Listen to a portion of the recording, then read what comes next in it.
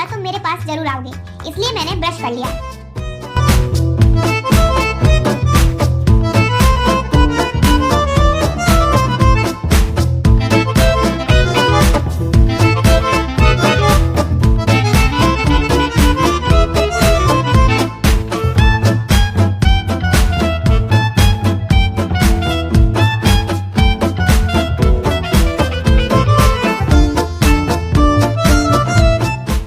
Hello दोस्तों, अगर आपने इस ड्रामा के पिछले पार्ट नहीं देखे तो पहले आप उन्हें देख लें। अगर आपको ड्रामा की एक्सप्लेनेशन अच्छी लगे तो वीडियो को लाइक कर दीजिए और मेरे चैनल को सब्सक्राइब कर दीजिए, जिससे आपको ऐसी ही इंटरेस्टिंग वीडियोस की नोटिफिकेशन मिलते रहें। तकाउजी ओतारो को बुरी तरह मार रहा होता है। सही समय पर वहाँ पुलिस पहुँच जाती है और तकाउजी को अरेस्ट कर लेती है। ओतारो साइको से सॉरी कहता है उसे वेट कराने के लिए। साइको कहती है मुझे तुम पर बिलीव था। तकाउजी को याद आता है कि साइको ने उससे कहा था कि वो अभी भी सब कुछ बदल सकता है। तकाउजी समझ जाता है कि ओतारो ऑलरेडी पीछे जाकर सब कुछ ठीक कर चुका है। ओतारो उसकी बात सुनकर हंसने लगता है और फिर फ्लैशबैक दिखाया जाता है। ओतारो पहले साइको को बचाने पहुंच गया था। जब तकाउजी उसे बुरी तरह मार रहा था तो साइको ने उसके पास आकर उसे किस किया और वो समय में 7 दिन पीछे चले गए। लास्ट पार्ट में मैंने आपको बताया था कि जब ओतारो वापस घर जा रहा था तो रास्ते में उसकी आंखें खुलती हैं। वो साइन समय में वापस आया था और फिर उसने सब प्लान के अकॉर्डिंग किया। प्रेजेंट में मिकोतो और ह्यूकी उनके पास पहुंचते हैं। ह्यूकी तकाउजी को बताता है मैंने मिकोतो को सारा सच बता दिया, तुम्हारा जो तुमने 12 साल पहले किया वो और जो तुमने अभी होते ही से कहकर करवाया वो भी। मिकोतो बहुत दुखी होती है तकाउजी का पास जानकर और कहती है मैं तुम पर विश्वास करती थी। तकाउजी कहता है मैंने ये सब तुम्हें प्रोटेक्ट करने के लिए किया, मैं बस तुम्हें प्रोटेक्ट करना चाहता हूँ। पुलिस तकाउजी को अरेस्ट करके ले जाती है। तकाउजी की बात मीडिया में स्प्रेड होने से पहले गुंजी और मिकोतो की मॉम ओतारो को कंपनी का सक्सेसर अनाउंस कर देते हैं। गुंजी ओतारो के फुल सपोर्ट में होता है क्योंकि ओतारो उसे वाइस प्रेसिडेंट की पोस्ट देने का प्रॉमिस जो कर देता है। वो भागकर तकाउजी को छोड़कर ओतारो की साइड ले लेता है। ओतारो बहुत खुश होता है और साइको के साथ सेलिब्रेट करता है। साइको उसे शादी के लिए कॉन्ग्रेचुलेट करती है और कहती है तुम हमेशा खुश रहना। ओतारो पूछता है तुम ऐसे क्यों कह रही हो जैसे तुम कहीं जा रही हो। साइको कहती है तुम्हें तुम्हारी खुशी मिल गई है, इसलिए अब तुम्हें मेरी जरूरत नहीं है। ओतारो साइको से कहता है कहीं तुम मेरी वो बात सीरियस तो नहीं ले रही जो मैंने तकाउजी से कही थी कि वो तुम्हें मार दे, वो सब झूठ था। साइको कहती है मुझे पता है। ओतारो कहता है फिर तुम क्यों जाना चाहती हो, हम अच्छे से एक दूसरे का सीक्रेट छुपाए हुए हैं और फिर अगर तुम जाना ही चाहती हो तो पहले अपने लिए एक बॉयफ्रेंड ढूंढो, फिर तुम यहाँ से जा सकती हो, पर तब तक यही रहो। ओतारो साइको के बारे में सोचता है, लगता है अब वो साइको को लाइक करने लगा है। अगले दिन साइको ओतारो का घर छोड़कर जाती है। रास्ते में वो हारुमी से मिलती है।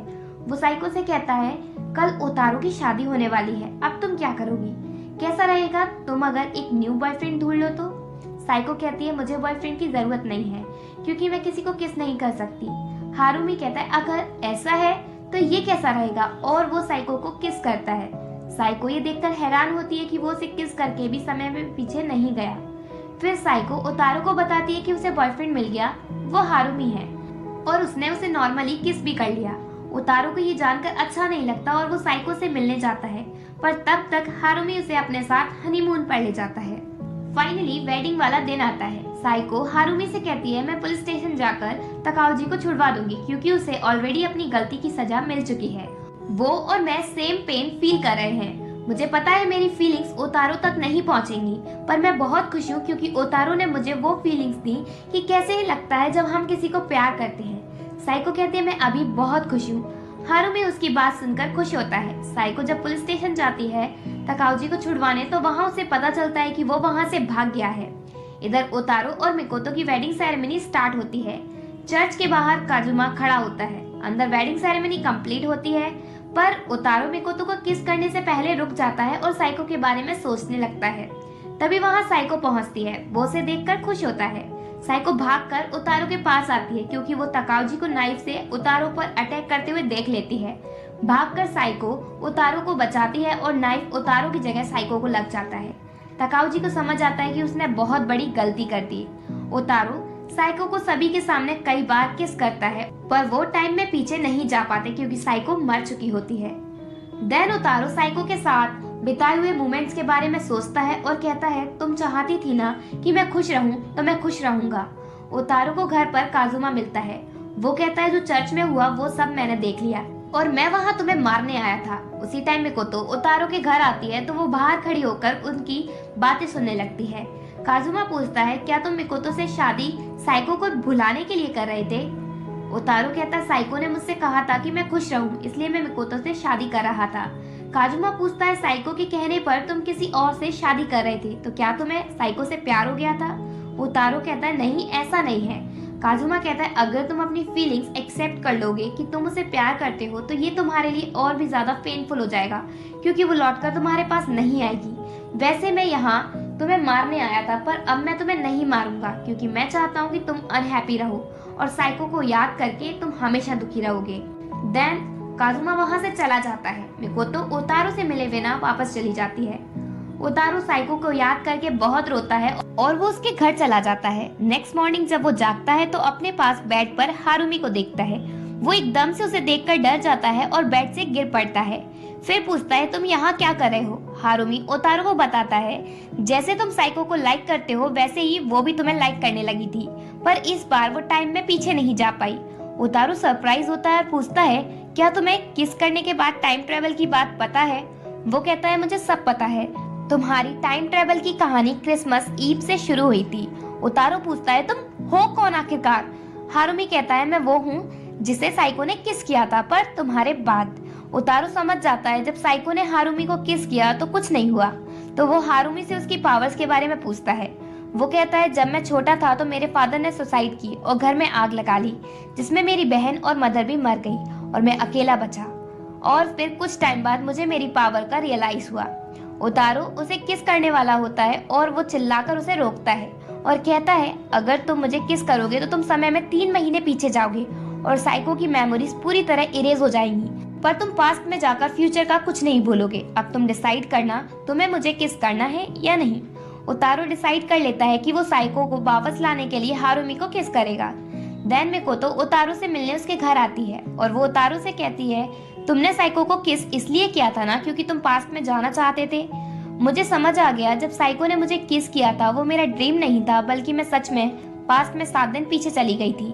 फिर मिकोतो उससे मैरिज फॉर्म्स पर साइन करने को कहती है। ओतारो मना कर देता है और उसे बताता है मैं साइको को लव करता हूँ और मैं इस बार फिर से पास्ट में जा रहा हूँ, पर इस बार 3 महीने पीछे जाऊंगा। मिकोतो उससे गुस्से में स्लैप मारती है और कहती है तुमने अपने लालच के लिए जो गलतियां की उन्हें मत दोहराना, और फिर वो चली जाती है। ओतारो हारुमी के पास जाता है उसे किस करने।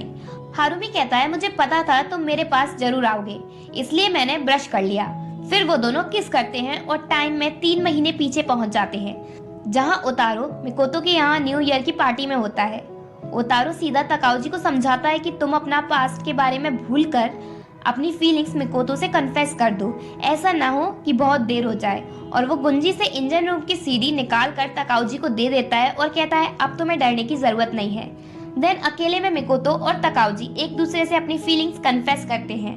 देन ओतारो साइको को ढूंढता हुआ ब्रिज पर पहुंचता है और वो उसे वहां मिल जाती है। साइको को बस इतना याद है कि वो ओतारो को काजुमा से बचा रही है, इसलिए वो उसे देखकर कहती है तुम अभी भी जिंदा हो। ओतारो कहता है तुम भी जिंदा हो। साइको कहती है क्या? वो कहता है मुझे तुम्हारे बारे में सब पता है, तुमने मेरी हेल्प की किस करके। ओतारो जब उसके क्लोज जाता है तो वो डर कर उससे दूर भाग जाती है, जैसे वो उसे जानती ही नहीं है। ओतारो उससे कहता है अगर किसी मैन को तुम्हारी पावर्स का पता चले तो उससे दूर रहना और अपनी पावर्स यूज नहीं करने देना, और तुम जिस पर्सन को लव करो उससे अपनी फीलिंग्स कन्फेस करना, पीछे नहीं हटना। तुम्हें लगता है कि तुम्हारा किस तुम्हारे लिए पनिशमेंट है, पर ऐसा नहीं है, और मेरे जैसे प्लेबॉय को कभी प्यार नहीं करना। साइको उसकी बात से इमोशनल होकर रोने लगती है। प्रॉपर गुड बाय कहकर ओतारो वहां से जाने लगता है। साइको उससे कहती है कि कोई तुम्हें मारना चाहता है। ओतारो कहता है मुझे पता है, काजुमा मुझे मारना चाहता है, पर थैंक यू साइको जो तुमने मेरे लिए किया उसके लिए। देन ओतारो क्लब पहुंचता है जहां सब नाटक करते हैं कि ओतारो मर गया। काजुमा को जब ये पता चलता है कि ओतारो उसकी वजह से मर गया तो वो भाग जाता है, क्योंकि उसे डर है कि कहीं पुलिस उसे अरेस्ट ना कर ले। उसके जाने के बाद ओतारो सभी से थैंक्स कहता है उसके नाटक में उसकी हेल्प करने के लिए, और फिर वो क्लब की जॉब भी छोड़ देता है। इसके बाद वो अपनी फैमिली को एक करता है। ओतारो कई बार छुप छुप कर साइको को वर्क पर देखने जाता और उसे देखकर खुश होता। एक दिन उतारो हारुमी से मिलता है। अब दोनों अच्छे फ्रेंड्स बन गए हैं। हारुमी उससे कहता है अगर तुम मुझे अच्छा खाना खिलाओगे तो मैं तुम्हें फिर से किस करूंगा। उतारो कहता है कोई जरूरत नहीं है और फिर ये ड्रामा यही एंड होता है। आई होप आप सभी को इस ड्रामा की एक्सप्लेनेशन पसंद आई हो।